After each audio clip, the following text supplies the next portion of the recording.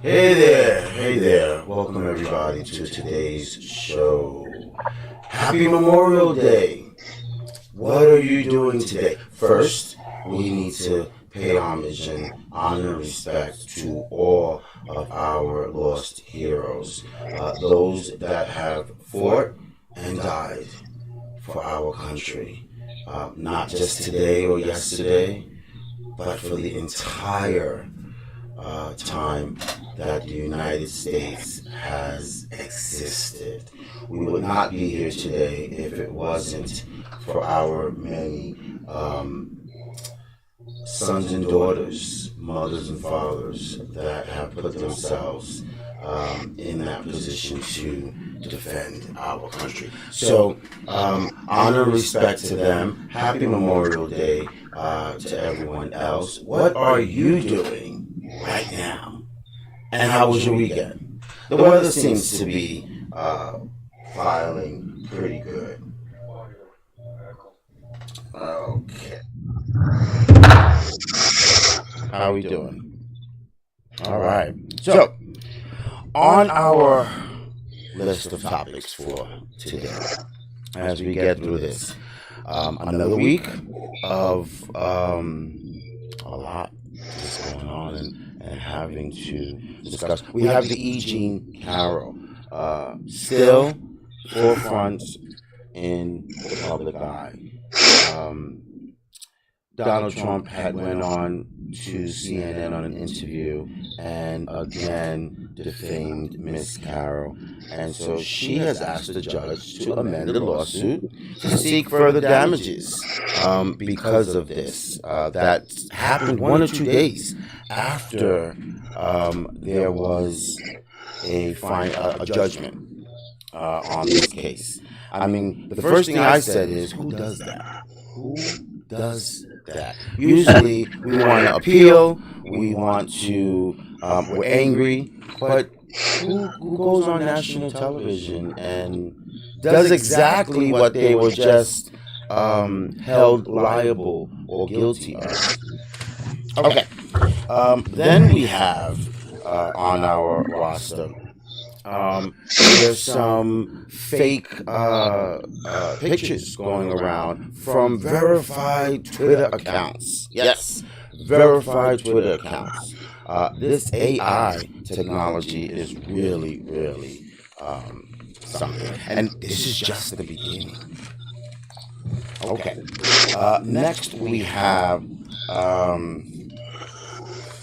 on our roster,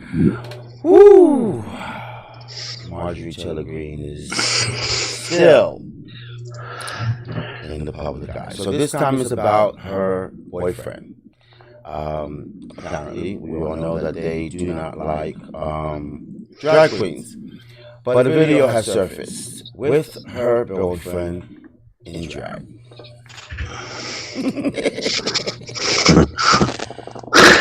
Okay.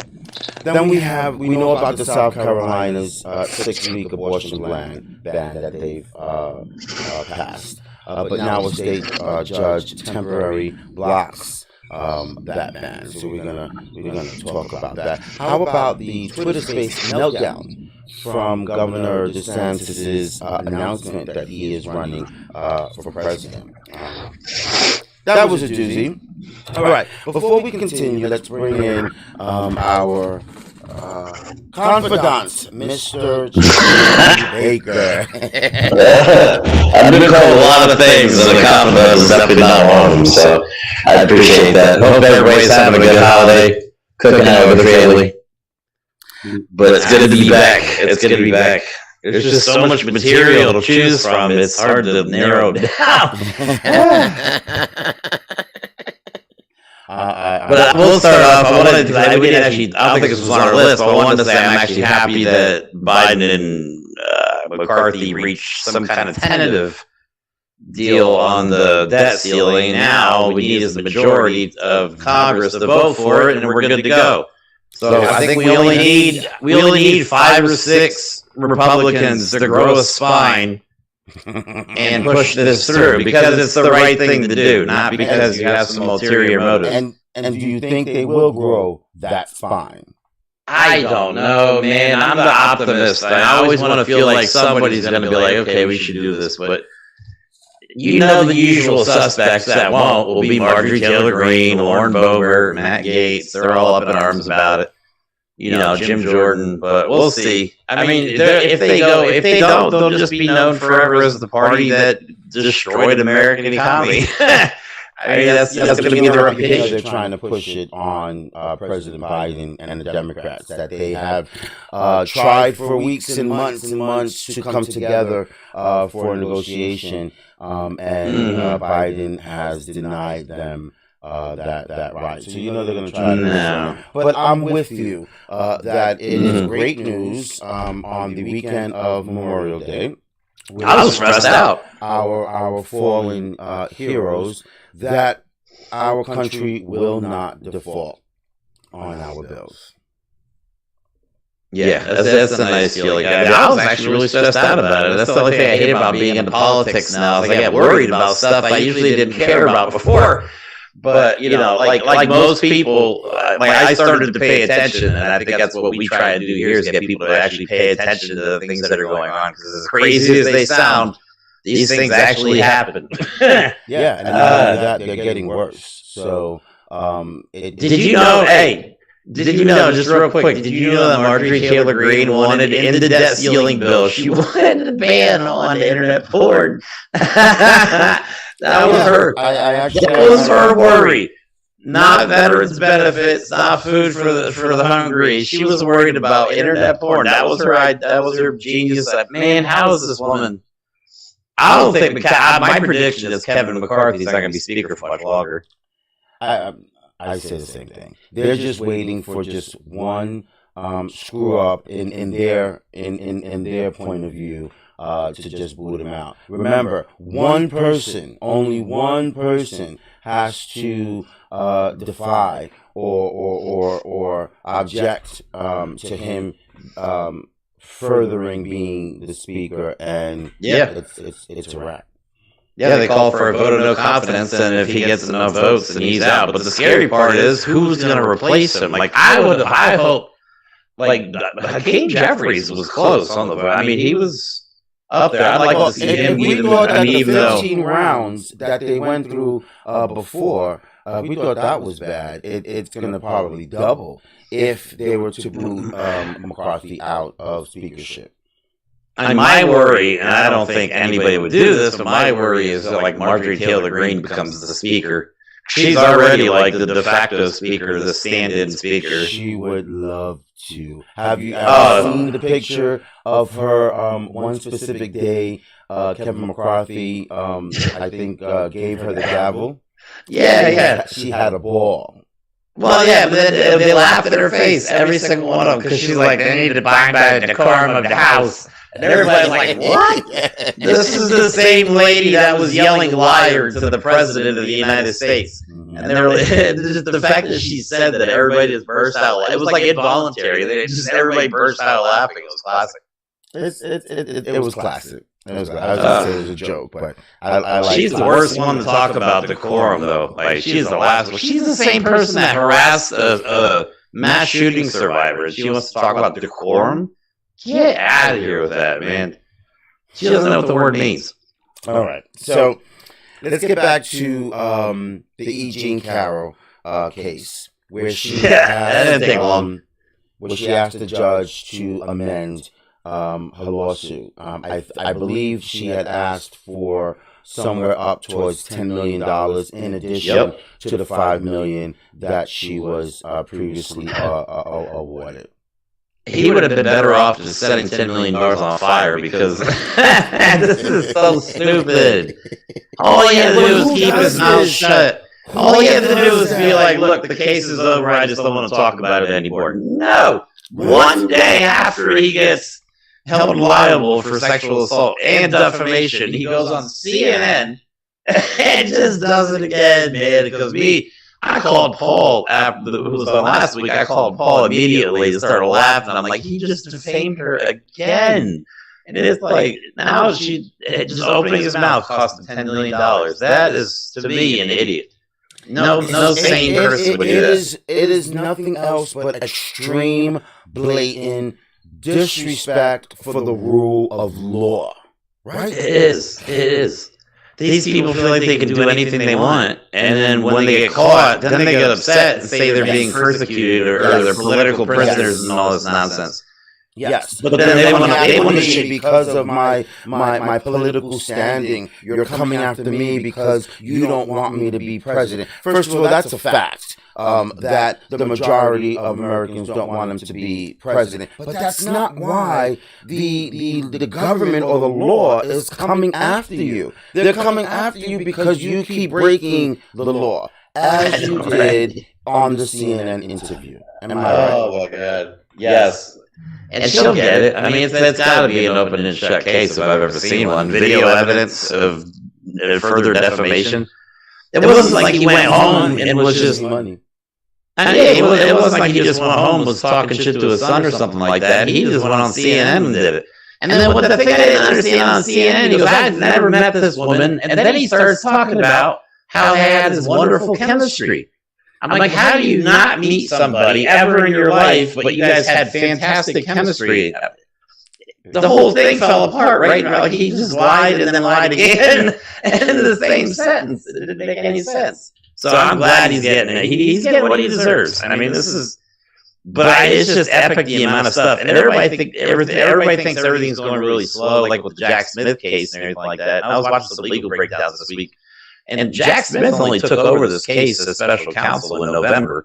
So it's really only been 6 months. And the absolute layers of corruption are so deep. And we're just scratching the surface. Like, we're just getting the bits and pieces that are allowed to be released. We haven't even gotten to the good stuff yet. Do you think that she definitely has a right to ask for more money? Absolutely. $5 million is good enough.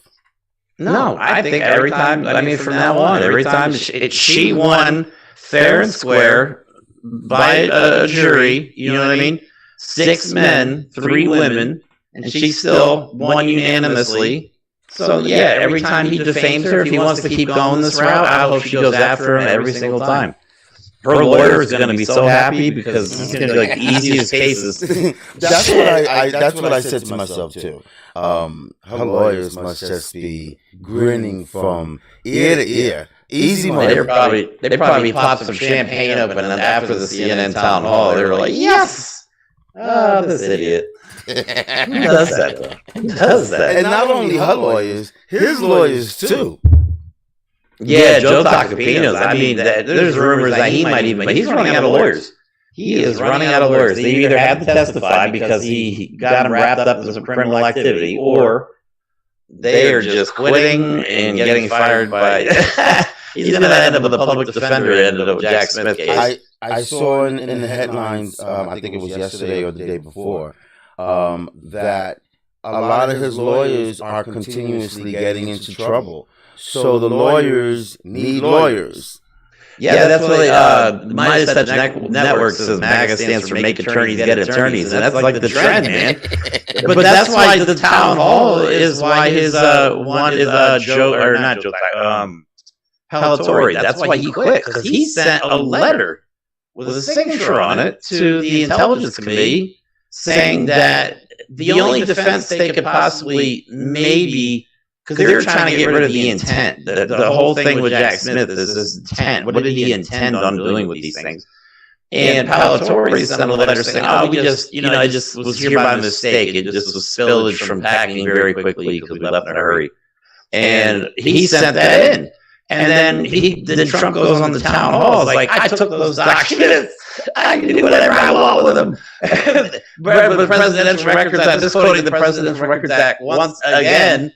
And I swear Palatori was probably home just smashing his head against the wall. I mean, well, since we're talking about documents now, let's get into the Jack Smith case on the classified documents in regards to Donald Trump. It has been brought out that they interviewed several employees from Mar-a-Lago who testified that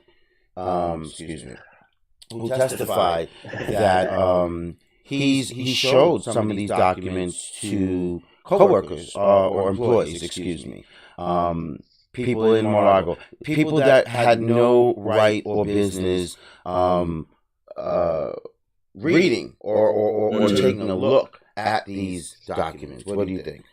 I think, well, it was funny at first when Jack Smith started subpoenaing the staff. I was like, I didn't really understand why, but it makes sense because Trump treats normal, everyday people like they're complete idiots. That's what he loves. He loves his base of idiots.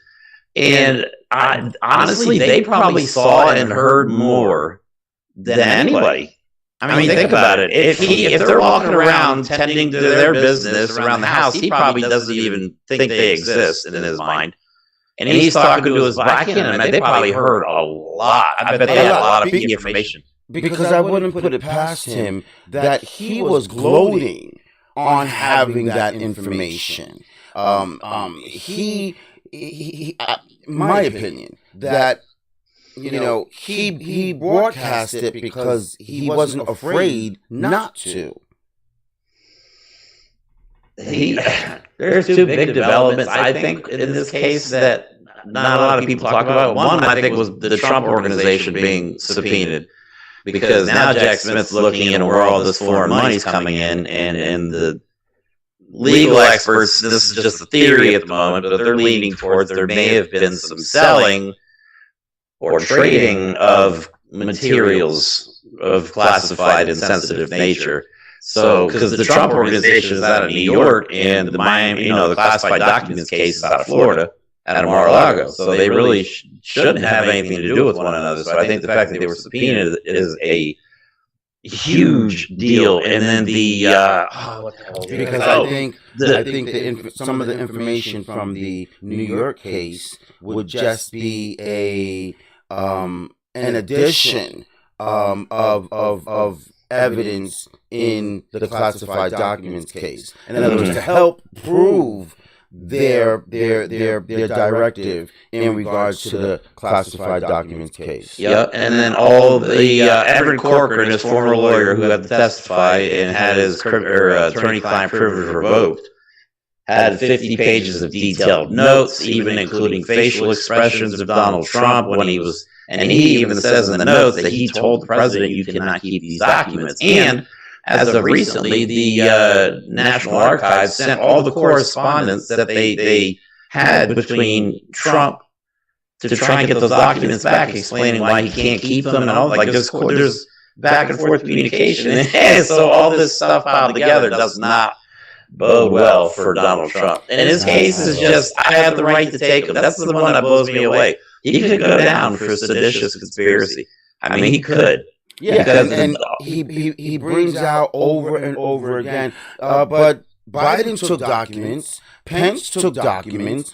Obama took documents home too. But stops there of the logic and sense of, but no one ever denied it, and no one ever said those are my documents. Every one of those men that he's mentioned, including his own vice president, has apologized for having these sensitive materials. Right, they fully cooperated. They didn't hide them. They didn't have dress rehearsals to move the boxes before the Justice Department showed up. I mean, dress rehearsal. Wow. Who does that? I mean, that to me is intent. That to me is he intended on. Donald Trump's all about money. Everything he does is about transactions. What can he get? And I think when he got booted out of office, that was his little piggy bank. He figured he'd take all these documents, sell a few of them off, make some money. But the other thing too is like Jared Kushner, we talked about before, getting $2 billion from a wealth fund, and he's not a wealth fund manager. And people that have $2 billion know what they're investing in. They can Google Donald Trump and tell that he is going downhill fast. They're not going to just give him $2 billion to manage if their company and everything's under the Trump organization is under investigation for fraud. But if nobody's going to just give you $2 billion will be. But if they're in cahoots with the boss, that's what I'm saying. Like, it all ties together. That's why I think the Trump organization is involved. They're starting to look at foreign transactions. They're starting to look at other countries he was involved in, both during and after being president. So it's getting intense, and I don't see how. I mean, even a lot of his, like even Bill Barr is like, I think he's going to jail, because the more that comes out, you're just like, he's so done. And he does not stop. He doesn't stop. I think he thinks he's going to be elected president before the verdict on the Jack Smith case, because that federal case, he can, I guess, pardon himself, so to speak. He would have immunity. He wouldn't on the state cases, the New York case and the Georgia case, but while he's the president, he can change the laws. I think that's why he's done what he's done since the very beginning, as well as his people, because they thought that in trying to say that the 2020 election was stolen, that they would be able to turn things around and remain in power. So all of the illegal things that they did and said, they would be able to get rid of, erase, do away with, pardon, and move on. And because it didn't work, now that's why he's being brought up on charges, and many other of his comrades, like Giuliani, is being held accountable for the things that they've done. Yeah. That My Pillow guy, oh my God. Yeah, can't you guys see a trend here? Anybody that backs Donald Trump goes down in flames, and then Donald Trump ditches them, doesn't even help him. Right. I mean, he's even alienated himself from Giuliani now, you know what I mean? So it's like... So he's told everyone that he would pardon the January 6th rioters if he was to be president again. But why does he have to, why is he waiting for to be president again to help them? Why has he not given any kind of help or support, including perhaps financial, for the last 3 years? Yeah, nothing. Not a penny. He's grifted off all these people and not giving back a penny. But hey, they love him. They love him. They worship the guy. And you have brought up about the grifting and the money. So I just wanted to add, it wasn't part of our list of topics, but I read the other day, because you and I talked about this in the past. It's starting to come out that Trump's money is worthless. What do you mean, his NFT cards? Is that what you're talking about? I believe so. Yeah, those they go up and down in value. I've been watching them. Like, the way this is such a scam, because he has these NFT cards, and I guess they go up and down in value, but he keeps the rarest ones that are worth the most money. You know what I mean? So it's such a total scam, and they're like $99 a piece. But they go up and down in value. So like the one day they bottomed out, they were like $1. You know what I mean? But some of them trade for like $200-300 for these stupid cards with Donald Trump's head on random people's bodies. It's such a joke. But people spend money on these things. They trade them. Like, they wait the value go up and then they sell them. It's like maddening. It's maddening. It is. And then he keeps all the most rare ones. So he has a stack of them. Shocking. Yeah. Shocking. Okay. Let's move on. What you think about this Twitter space meltdown last week with the Florida governor, Ron DeSantis? So he decided to hold his announcement that he's running for president in 2024 on a Twitter space with Elon Musk. And it looked like that there were so many people, at least that's what they want to blame it on. There were so many people, I think something like 600,000, something to that effect, that there were some malfunctions that they had to deal with, and then they came back, and when they came back, they no longer had 600,000 people. It was more like 100,000 or 200,000 people. Do you think that was smart for DeSantis to do with Elon Musk, and especially that people were already putting him down and saying that he doesn't have what it takes to run against Trump. His poll numbers were low. But now he decided to announce his make his announcement on Twitter, and it was a complete flop. It was a complete flop. I mean, technical difficulties isn't even the way to describe it. It was a travesty of.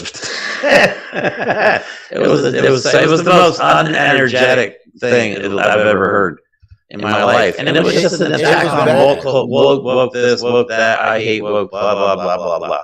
He's a joke, man. We really want to talk about DeSantis. Now that he's ran for president, my thoughts is the only way I think that DeSantis needs financial backing in order to beat Trump. And my thinking is Elon's like, hey, I'll back you if you do your release on Twitter. That's my thinking, but I could be wrong. But no, why you would do such a thing where there's no visuals to it, because most people make such a big deal out of the release. No, he did a really weird video, and then they did their audio. It was like a conference call. It was like a conference call with nothing but tech problems. It was horrible. But let's talk about DeSantis, since he's now the presidential candidate. Okay, first, of course, he is ruining Florida. And there's some key things I want to talk about that I don't think a lot of people are talking about in the news. And first, of course, the bill against migrant workers. So I think at least 500,000 migrant workers, including construction workers, farm workers, hotel workers, truckers, are boycotting the state. And so there's word that there may not be enough workers to continue the all of the construction projects that Florida has. There will not be. There will not be. And on top of that, he put out a $15 million thing to get cops from all over the country to come to Florida and work as a cop in Florida. And the regulations there, the criteria to get in as a cop in this was so loose. They were giving, I think, $7 million total in sign-on bonuses. I think they were giving between $5,000 and $7,000 to these people to come be a cop in Florida. Well, a lot of these cops were either quit or got in trouble for excessive force, assault and battery at home, like DUIs, all kinds of stuff.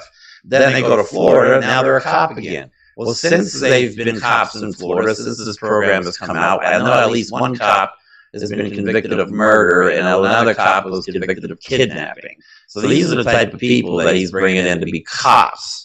They're supposed to enforce the law. Incredible, right? It blows me away. But there's no. I mean, the farms, the crops are rotting in the fields. The construction sites are empty. I mean, the people that actually keep Florida running are no longer there. He doesn't want them there, so why would they go there? I mean, the NAACP has announced a travel advisory. They're saying if you're anything but white, I wouldn't go to Florida right now. And who could blame them? You're banning. No, I agree. I agree. People to learn history on slavery and black American history. So who would blame the NAACP to issue advisories? It is so sad for the Sunshine State that everybody loves, right? I mean, they're losing the fight with Disney, and then this is the one that really bothers me the most. And I don't think this is getting enough attention on the news. He signed a bill allowing the state to temporarily remove trans kids from homes if they find out that they're receiving gender-affirming care. Now, that means this is World War II stuff that I talk about, okay? This is going to be when neighbors start reporting other neighbors to the authorities because they think they have a trans kid or something like that. This is what's going to happen. You know what I mean? And then they are allowed to take that kid. They say temporarily, but this is kidnapping. You take the word trans out of this whole conversation, and DeSantis approved the bill to take kids out of homes.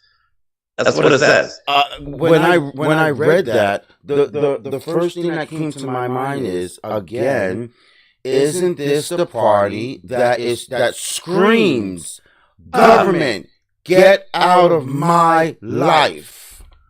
It's To me, that was heartbreaking. I mean, because see, and you thought I was extreme when I said I think Florida's going for segregation again.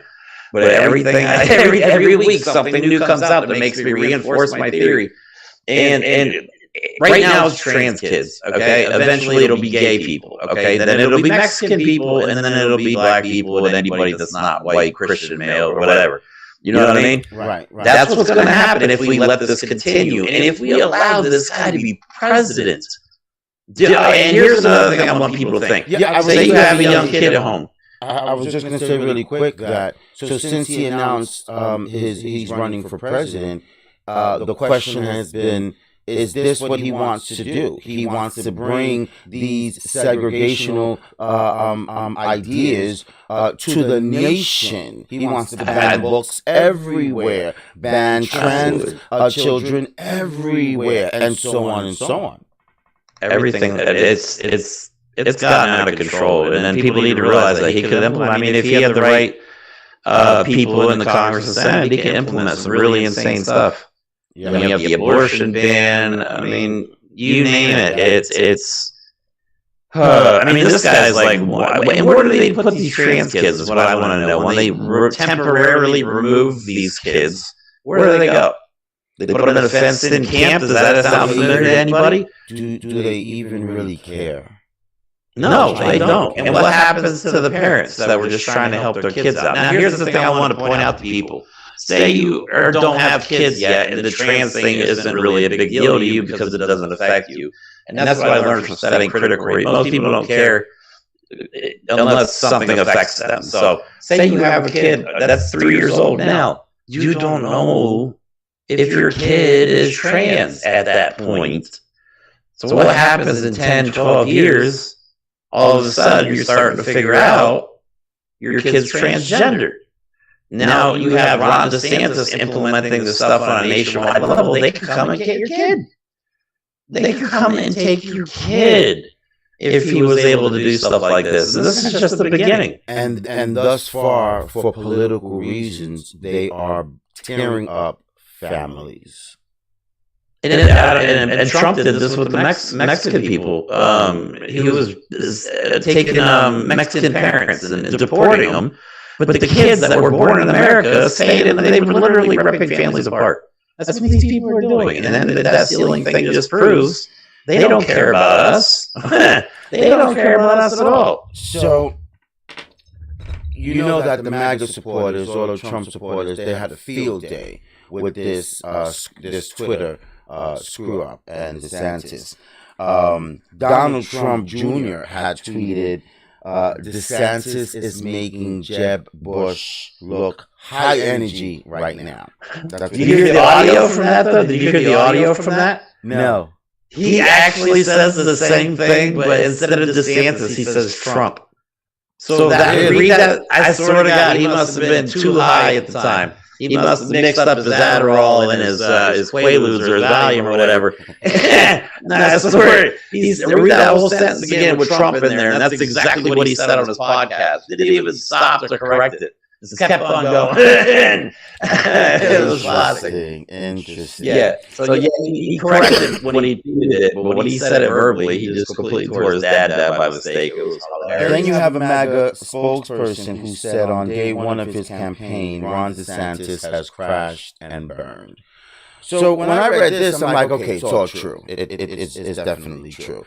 But doesn't Trump supporters have their own problems to deal with that you're glorifying in the downfall of your opponent? Okay, that's political. It's to be, but you have your own issues and your own problems to deal with. Let's deal with number one. Your guy that you're going for is being indicted on different issues. What about that? No Republican yet. The only Republican I will have any respect for is when it comes out and just starts going after him verbally. Like, why would you guys support this guy? He's a sexual predator. He's a horrible businessman. He's got bank accounts in China. Like the ammunition is right there, and they're just like, nah, I'm good. And DeSantis, if you watch his speeches side by side with Trump, he is literally, they call him Trump light. And he literally is Trump, like the hand movements and the whole finger gestures, like even everything is the same. It's like he studied Donald Trump. Yeah, he does like I call Donald Trump the orange penguin. He looks like a flightless bird when he talks. And he just kind of flaps around a little bit. But yeah, it's insane. Like, and he's never going to defeat Trump unless Trump goes to prison. But they have to pick a candidate well before Trump probably gets. I don't get sometimes what goes on in people's heads. If the majority of the country has already said three times over 2018, 2020, and 2022 that they do not want Trump, what makes you think that they want a Trump wannabe? They want that side wants a conservative, but they want a conservative that is like not Trump, total opposite from Trump. I don't get it. The thing that blows me away though is their top two candidates. One just got held liable for sexual assault, and the other guy is literally turning Florida into World War II Germany. Those are your two top. There's 300 plus million people in this country, and you guys couldn't find anyone better than those two. Well, you know they're also saying because every week now or every month, more and more people are jumping into the Republican presidential race, and they're saying that the more people that come into the race, the better it's going to be for Trump. Well, it'll take. I mean, if there's a couple strong candidates that could take votes away from Trump, you know what I mean? There could be people on the fence between Trump and DeSantis, so DeSantis could actually detract from Trump's votes. But the same thing could happen if somebody jumps into the Democratic primary. You know what I mean? So I don't think DeSantis stands a chance again. I mean, did you see his one commercial is so pathetic with his kids when he was like running for governor? I never seen it before, but actually Trump is now using it against them. And then the whole video is like he has this kid building blocks. He's like, build a wall. And then he has the kid in front of a Trump sign, like teaching the kid to read. Instead of spelling Trump, he goes, make America great again. I'm like, you just taught your kid Trump says make again.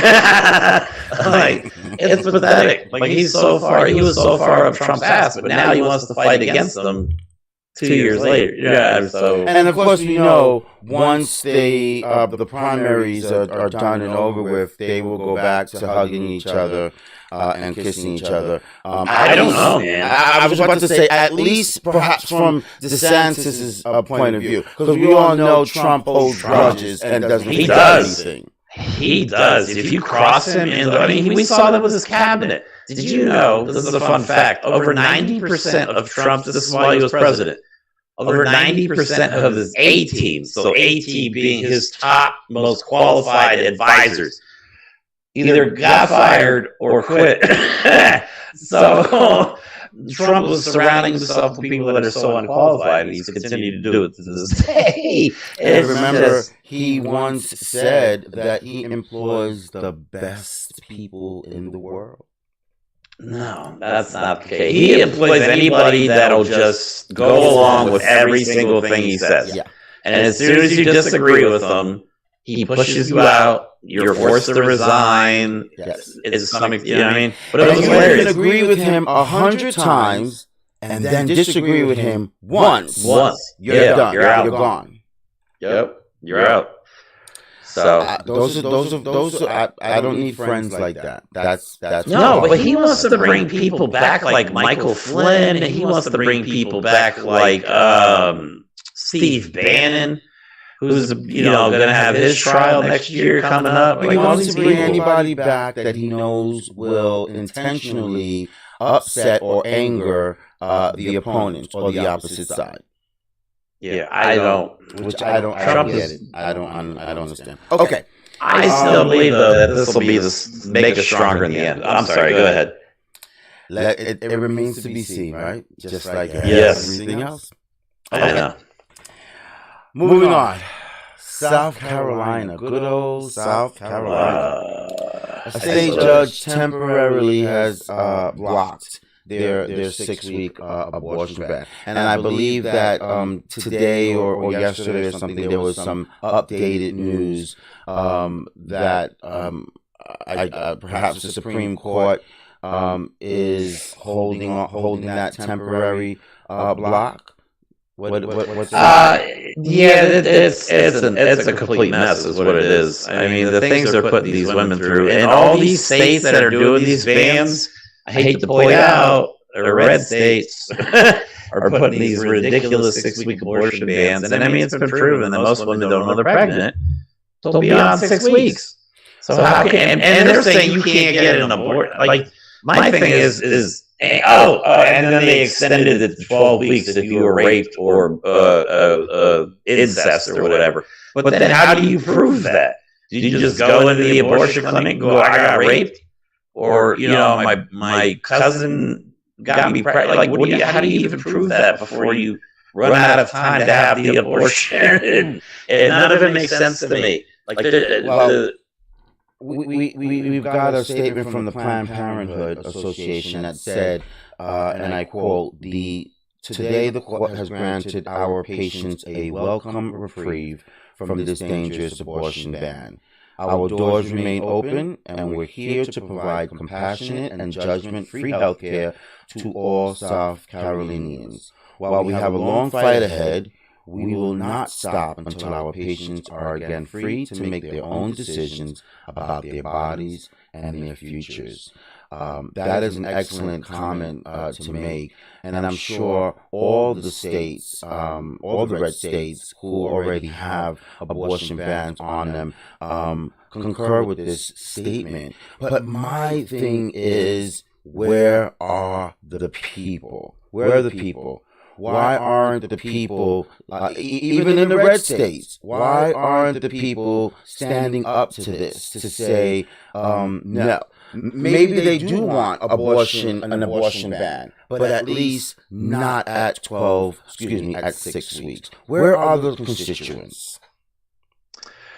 I don't know. I used to live in South Carolina, man. That's a rough area when it comes to social problems, I guess you could say. I was stationed down there back when the whole removing the Confederate flag from buildings and statues that were coming down that represented the Confederacy. So I was down there for all that, and that was pretty intense. So, yeah, South Carolina's, you know, it's a beautiful state. I was in Charleston, and it's an absolutely beautiful area, and they're just, I don't understand why this is inhumane. And we keep talking about that word, inhumane. What they're doing is a crime against humanity. They're treating people. They're not treating them like people. They're not looking at the circumstances. They're not looking at the. And an abortion is a big deal to a woman. It's not like they just wake up one day, I'm going to get an abortion today. You know what I mean? I would think it's kind of a traumatic experience for the most part. It's not something they take lightly, but the fact that they're putting these restrictions, forcing somebody to be pregnant, and then having a kid that could, into this world where poverty is run rampant, you know what I mean? And then that kid's going to struggle his whole life and hopefully make something of him or herself. And why not in not one of these 6-week abortion ban laws that have been passed recently, why not no room for medical necessity? Why not? That I don't understand at all. I hope the federal government steps back in somehow, or there's got to be a case that gets presented because of all this that takes it back to the federal level, because it's obvious we can't leave it in the state's hands because we have some really backwards thinking people. Because the problem is down in the South is they're using religion over science to make law, and that is a problem. You cannot use your religious beliefs to make scientific medical decisions. And I'm not knocking anybody that's religious. I'm not knocking religion at all, but I'm just saying religion is one thing, faith is one thing, medicine and science, totally different subject. They should not be intermingled. You know, but this is what happens when you have people that put their beliefs on other people. You have situations like this. And all it takes is one person in the right position. Like I said, DeSantis put the wrong person in a position of power. Look how much damage they could do in such a short period of time. I mean, DeSantis has done all this since he got reelected. This is, and we're not even seeing the effects of what's happening in Florida yet. We're just seeing what's happening. Right. They should call Ron the sales tax because it's going to be so many expensive in Florida that they've given this governor. You just mentioned another one, and it used to be D. Satan. Trump has given him the sanctimonious. After last week's debacle, they gave him Ron Disaster. Yeah, that was all right. Yeah, I'm staying with Ron the sales tax because it's already Florida's already the most expensive state to live in, and now you just got rid of 600,000 employees. I mean, who are you going to get to fill all those positions? Right. You know what I mean? So we're going to see the repercussions. All right, next. All right, let's move on. Marjorie Taylor Greene.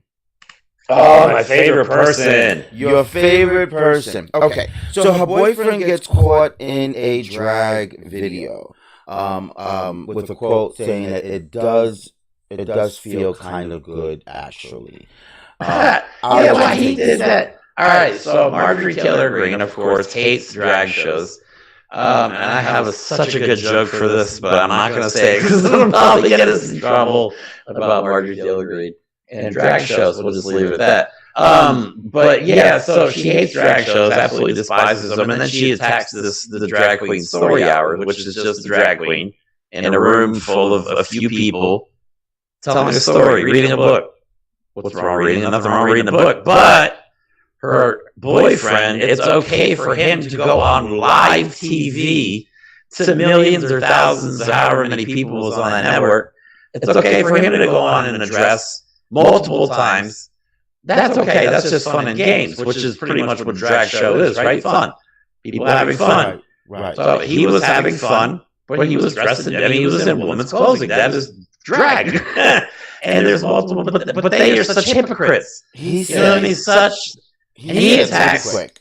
He said, I'm picking the shoes off. I may keep the pantyhose on. I heard that. He was digging those videos a little too much on camera. Yeah. But that's what I mean. Her hypocrisy, Lauren Boebert's the same. It's the whole... They try and present, oh my God, we didn't have this on the topics, but did you hear about the Lauren Boebert phone call? I thought you were just about to say that. Go ahead. Man, this just popped into my head. So her son, I don't know if anybody hasn't heard about it, her son and her husband are at the house, and then the son calls 911 crying his eyes out, like the kid was hysterical, saying, I don't know what's going on. My dad's throwing me around the house. And then all of a sudden, the call back, he's with Lauren Boebert, and she gets on the phone like, oh, there's no problem. No, we're good. Did you just cover for yours? If he was abused, which, the kid was hysterical. If he was an actor, he should have won a Golden Globe for that one. That was good. But obviously, the kid was in distress. So did Lauren Boebert just cover up the crime at her house? You know what I'm saying? So she's sticking up. Instead of sticking up, this is why the hypocrite part comes in. They keep saying about, pro-life this, we were about the children this, but she won't even stand up for her own son because she's worried it'll make her look bad. I'm sure she gave him a real talking to, yelling, screaming, and cursing.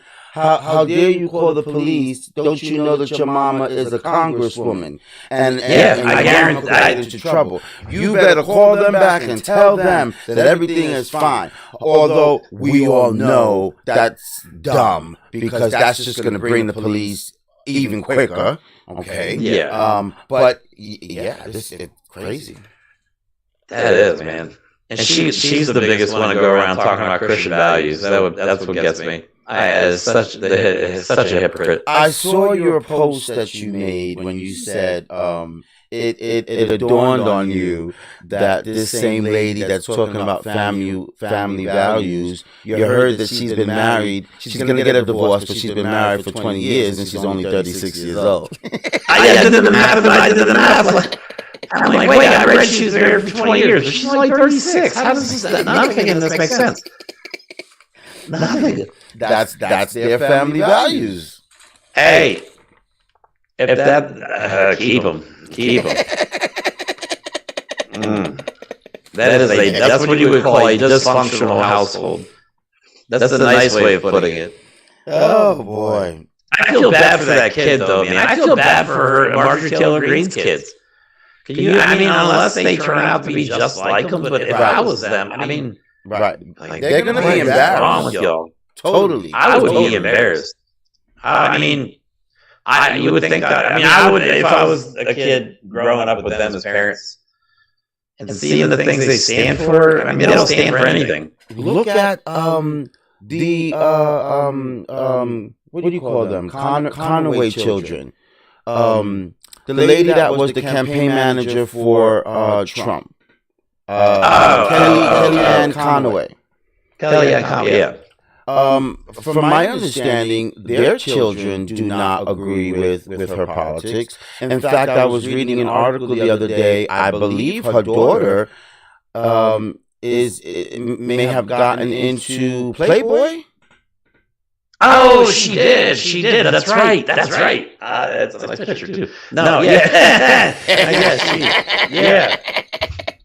Yeah. So I'm glad she's kind of doing her own thing. You know what I mean? And good for her. Good for her. You know, I don't knock anybody for, you know, I mean, do your thing. You know, but I'm glad she's kind of branching out on her own instead of doing the whole political thing. She's kind of just going a whole different route. So she's being herself. No matter what side you're on, she's branching out and she's finding her own place. But to think how complete of an opposite that is to her mom's political views. I know, but that's what I hope happens to the kids. They see that what's going on is wrong. It's not right what they're doing to this country. I mean, the amount of power these people have that they abuse. You know, hopefully it shows them what not to do in life, and they don't follow their example. But then you have people like Trump Jr. who just follows daddy around like a puppy. You know, and so it could go the other way, man. We could have a whole other generation of hate mongers coming up. I mean, I don't know, because it looks like right now the biggest teaching that they want is to not watch a drag queen or not be friends with a trans kid. Yeah, I know. Yeah, God forbid. You know, it's funny. Most people that are so against transgenderism, they probably never even met a person that is transgender. You know what I mean? They just see what they see on the news and on TV, and they make a decision without even meeting the person. You know what I mean? I've met a few. I was going to say that's what makes it so hurtful when you see many on the right treat the LGBTQ plus community this way. If you know folks in the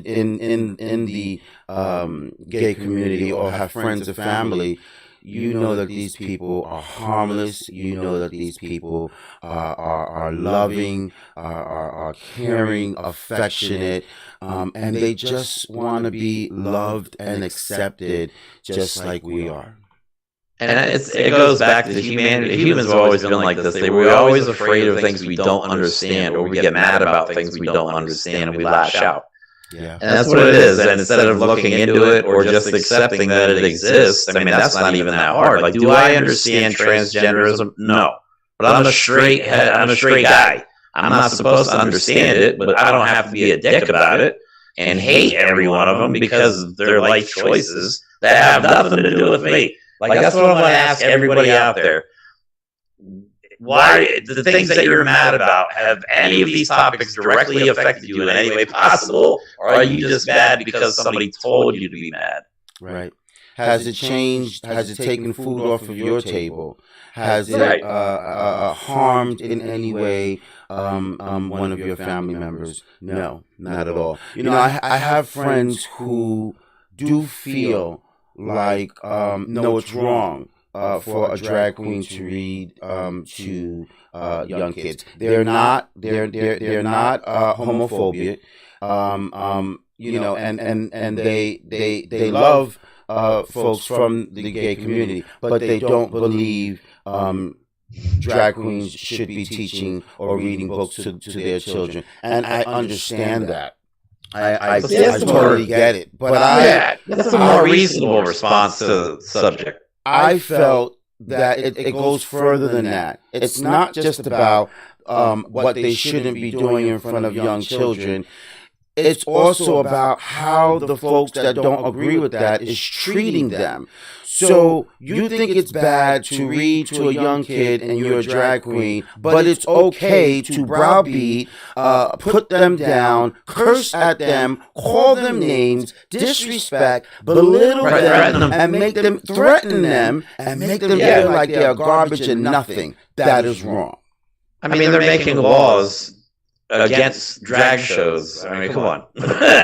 What is... You know what? I've never heard of drag shows don't kill people in those states. Arkansas is one of them where the new governor there is saying to everybody, come.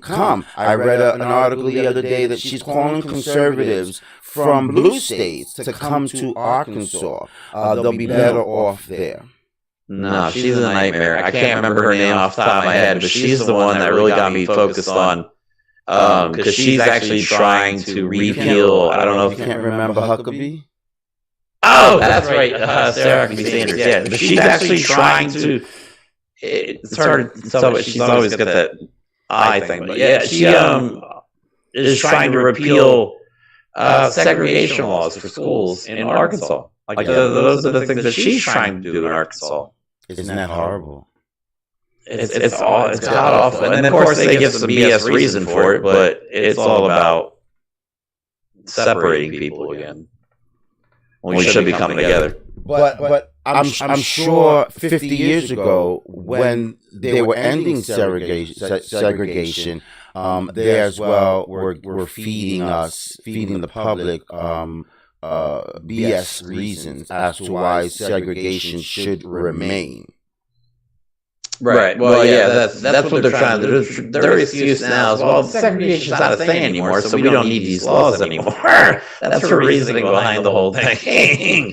But as soon as you get rid of those laws, and I think we talked about this in another episode, as soon as you get rid of those laws, it just opens up the door to segregate schools again in Arkansas. And that's what my... And that's the main point. Yeah. But the segregation laws that are on the books are not hurting anyone in a bad way. Why are you bothering it? Right, exactly. Why mess with it? Yeah. The only point that you're messing with it is because you want it to go back to the way that it was, right? Exactly. And I'll just leave it at that. I don't like that lady at all, and I can't believe they elected her, but this is Arkansas we're talking about. Again, it goes back to the people, the will of the people, the constituents. They vote, and so my question continuously remains: why? Well, I think that's what it bothers me more. I think that like Sarah Huckabee Sanders being elected as governor is a bad thing, and I can't believe people. But the people that support her, I think, are worse than her. You know what I mean? They voluntarily put this crazy person, this hateful person in power.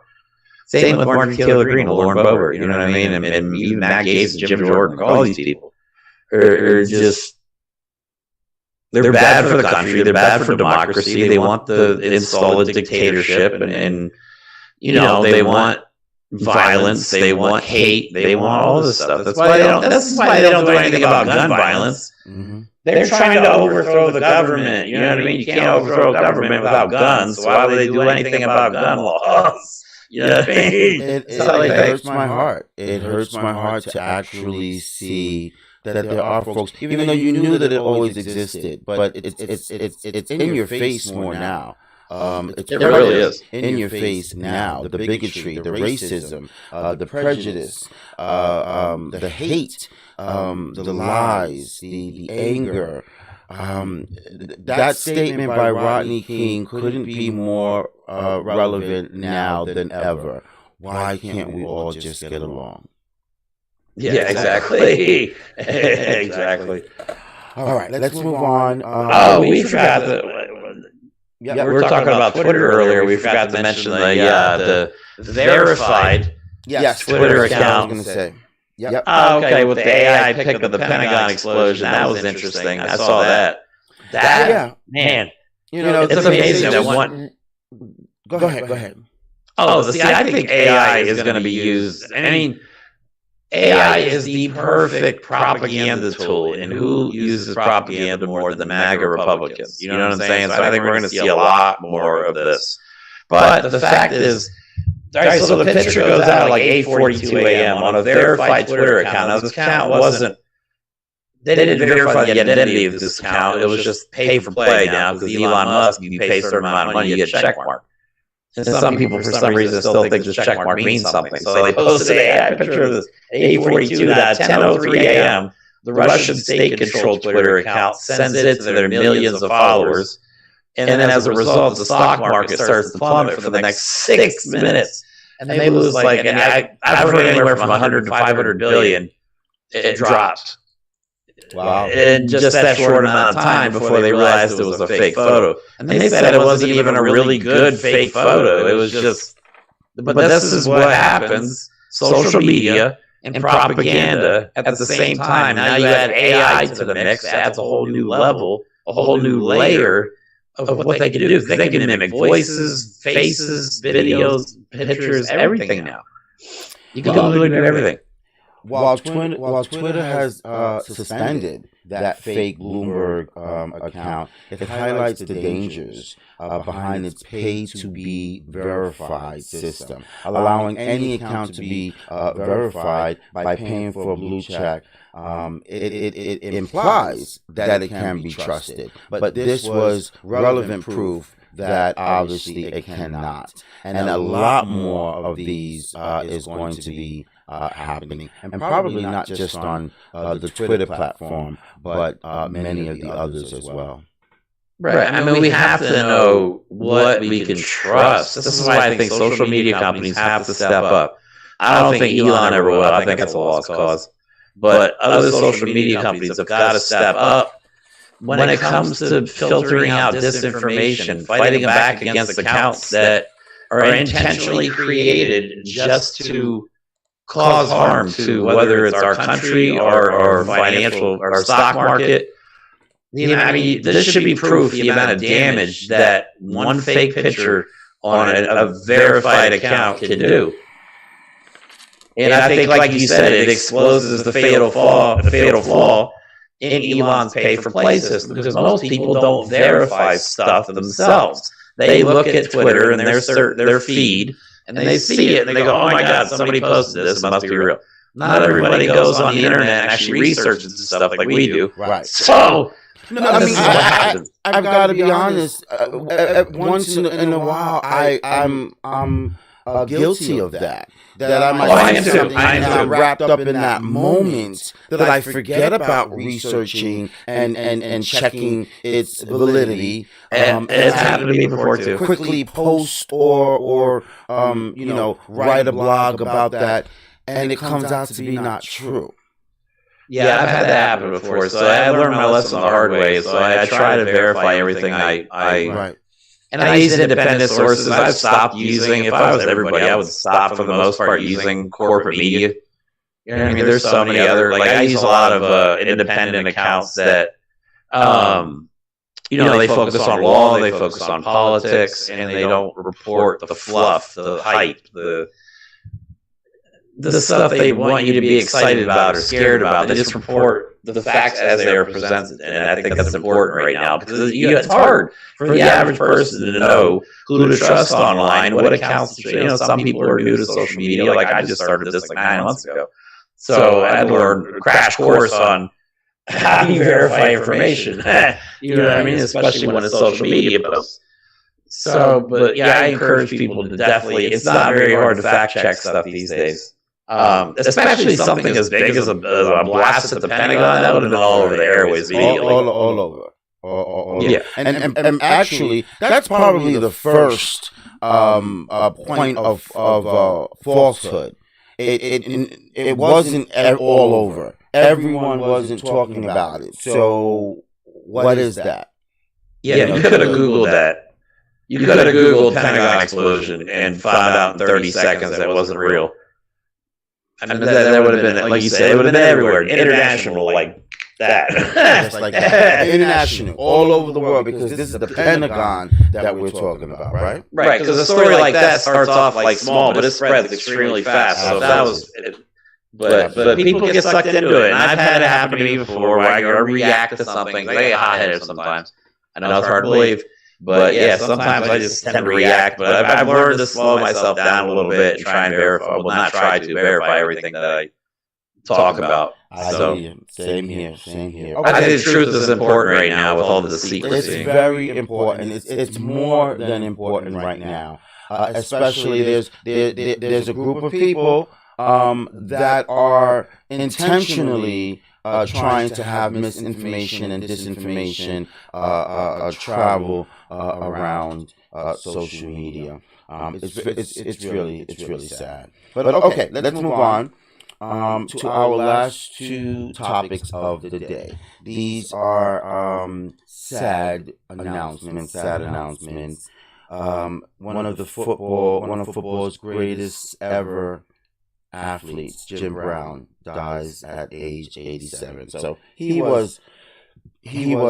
definitely had a long life. He appeared in a couple of movies. My favorite. A great professional and college football player. What are some of your favorites? My favorite movie that he was in was "I'm Gonna Get You, Sucker." With the Wayans, man, that movie is fantastic. The scene with Chris Rock when he goes in to buy one rib at the rib shop. That'll forever be one of the greatest. I like that movie, but no, yeah, he had a long life. I like seeing, I like seeing people that live very, fulfilling long lives. I mean, I wish, I'm envious. I wish I could say that I've had a fulfilling long life, but some people are more fortunate than others. For 9 seasons. I mean, he was named the Pro Bowler every year that he played. He led the Browns to the league championship game 3 times, winning the title in 1964. He was also named MVP 3 times. He had an excellent resume. He worked to empower the black community during the civil rights movement. He was a very important piece to the civil rights movement. He, in 1967, he organized the Cleveland Summit, which is a meeting of the nation's top black athletes. And that included Bill Russell, Lou Alcindor, who became, who do you think? What? Kareem Abdul-Jabbar. Oh, okay. I'm not a sports guy, man. He also did other things in the street. He also did other things in the street, working with a lot of community work. Working with gang to curb violence in Los Angeles. In 1988, he founded the charity Amer I Can. Yeah, I think you've heard of that, right? Yep, I've heard of that. And throughout his life, he advocated for modern athletes to be more involved in the black community. He was a great human being, and he will be missed.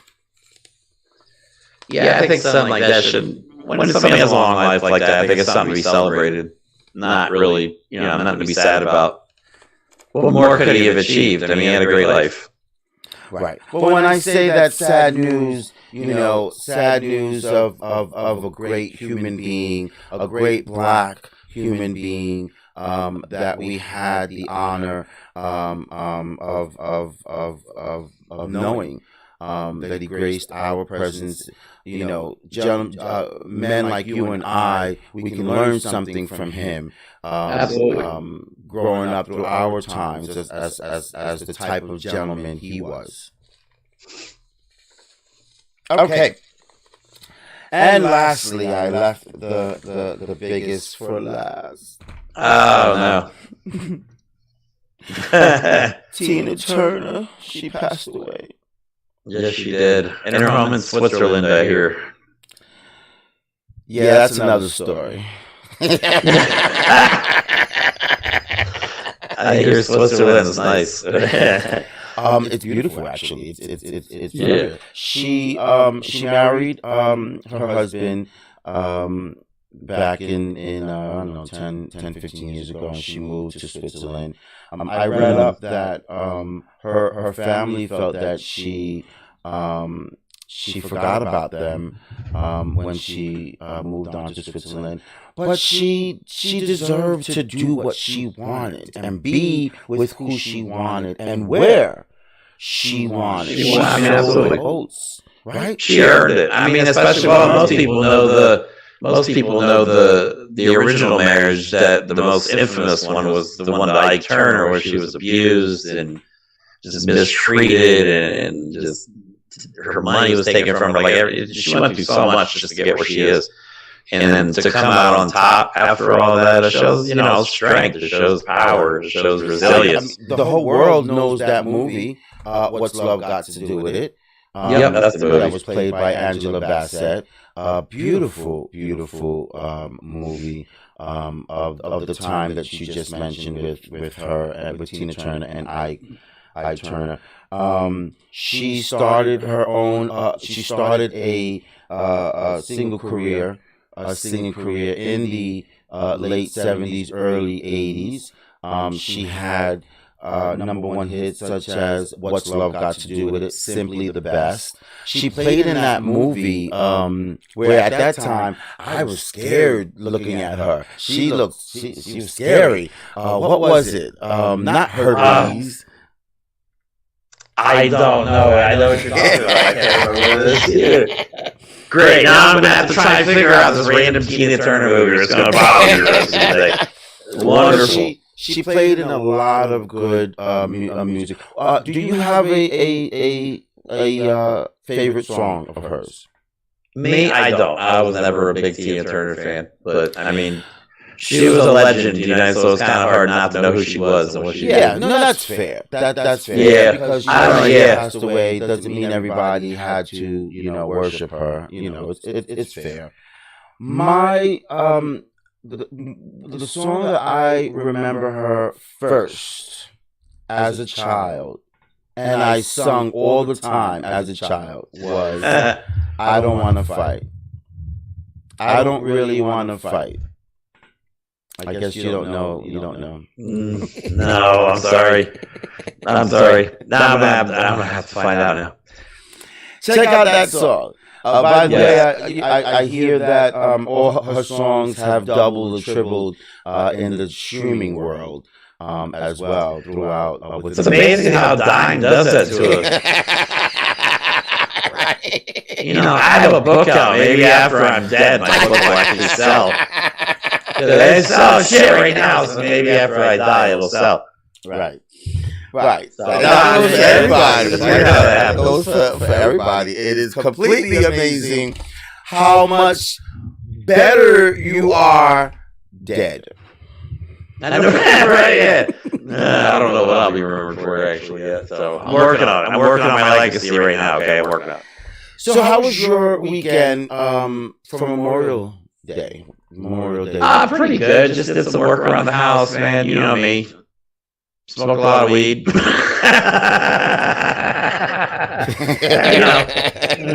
I did.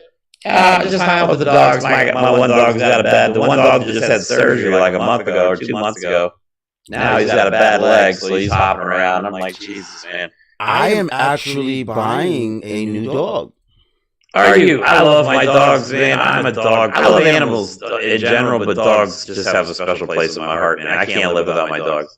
I hear you. I hear you. I had a pet that had I don't want to say ran away, but got out of my backyard and got lost, and so we never found him. That was back in 2021.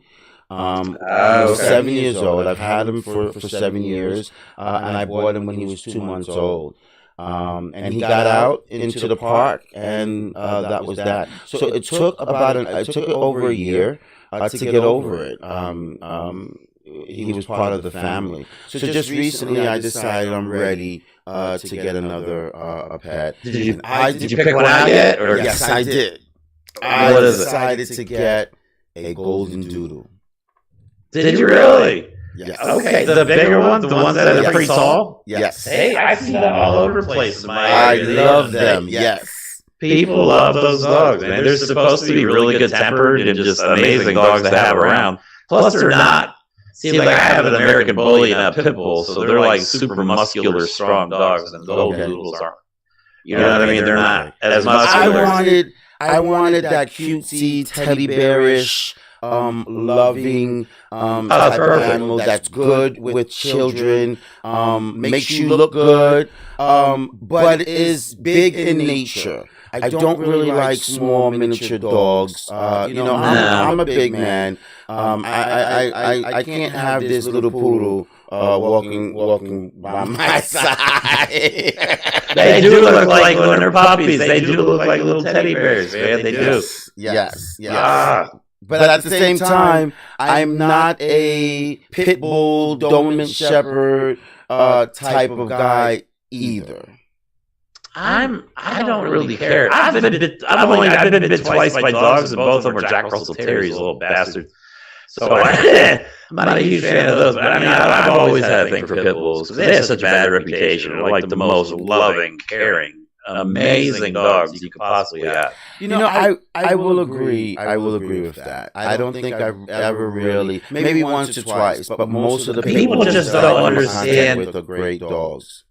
People just underestimate their strength. They are powerful dogs. I mean, they're solid muscle. And they want to take you for a ride. They look like they're about to bite you. I know, they look like they're about to do something. About to start something. Okay. So, it was a good weekend, and I didn't really do much, but it's okay. Everybody's good. All right. Well, I hope that you enjoy the rest of the day. Yes. As we complete our Memorial 3-day weekend and get ready to start the week. Okay? Let the audience know where they could reach you. Oh, that's right. Just on Instagram, you can see me at SGT Nobody77, and then just Jeremy Baker on Facebook. Sounds good. Thank you, Jeremy, as always. Yep. We will be back with our weekend review next week. Okay? All right. So what else could possibly happen? What else could possibly happen? We say that every week, don't we? I know. And usually like Monday, Tuesday, or Wednesday, I'm like, dude, oh my God, did you see this video? You make me laugh because all the time after we sign off, give it an hour or two, something happens, right? I know. We're texting each other. Did you see? Turn your TV on. Yeah, and it's always an hour after the show. It doesn't matter what time you have the show. It's always an hour after the show. So what time is it now? Sorry, about 4:47. Go ahead and clock. Something's gonna go down. Okay. We'll talk about it next week. You got it. Thank you, Jeremy. And thank you, everybody, for tuning in. If you did, if not, this will be up for replay at the Esteban Hour on all the social media platforms. I hope you are bathing in the sun, going for a walk, or just taking some time to rest and relax today. Everyone needs it and deserves it, especially with what's happening around the globe today. Okay? If you woke up, it's a great day.